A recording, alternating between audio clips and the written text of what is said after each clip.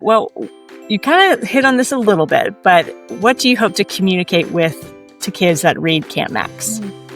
I think with each of these books, I do always have a question, like I mentioned. And so the question with Camp Max is, what is the cost of generosity? And so although the books are a series, you can definitely read any one that you want at any time. And so for this one, you don't have to know the backstory to be able to understand that issue of, if I want to be generous, that sometimes does come with a cost. And am I willing to face that cost? And, sometimes we think that kids are selfish and they only want things for themselves. But I think they're just like adults. And we all have to weigh it up.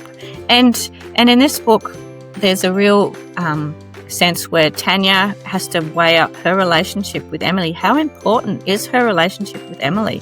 Is the camp more important than her relationship with Emily? They work hard towards their goal, but the ending is not quite what you expect. And as she's learning about that, she's learning about the love of God as well. And it's the love of God that is really key in this book. And it's the verse that I use in this one is, this is how God showed his love among us, by giving his son. And that generosity of God is the underlying faith theme that motivates Tanya and her learning and the story that takes place. So yeah, it's about generosity, it's about the cost of giving, and it's about the importance of love and friendship. I love that. I love that you say that there's a little unexpected ending.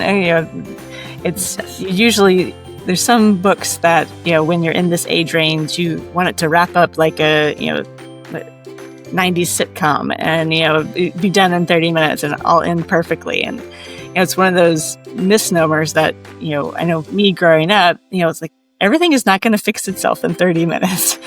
And it might turn out differently. It might turn out not the way you expected, but that doesn't mean it's bad. And I think that's a really sweet thing to teach our kids, to look in the positive side, because it's really easy to look at the negative with, social media and all the things our kids are exposed to. And they're exposed to just that negativity all the time. And I think to be reminded that we can look at our world through a positive lens, and even that God looks at us with a positive lens, which is sometimes hard to believe. Yes. And I think too, because when we're doing faith and we're doing life with Jesus, unexpected things do happen.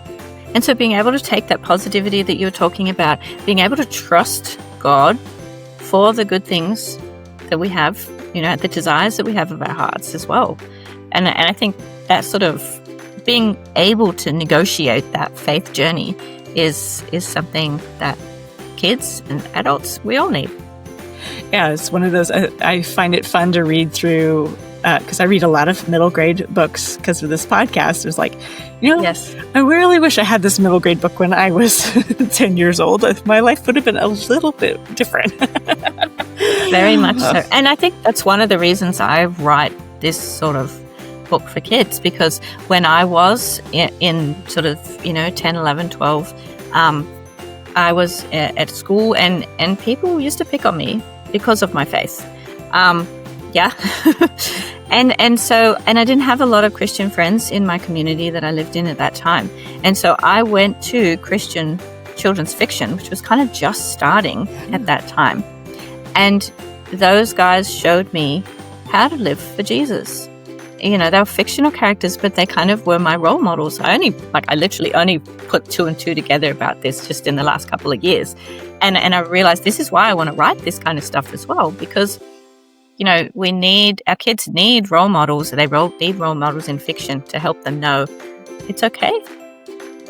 These issues matter. It's okay to keep growing and learning and making mistakes. That's part of the journey. That's part of life. Yeah.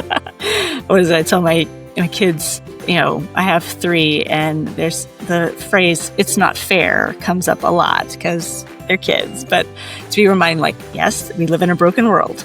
Welcome. Yes. Welcome. Enjoy the scenery, because it's not fair.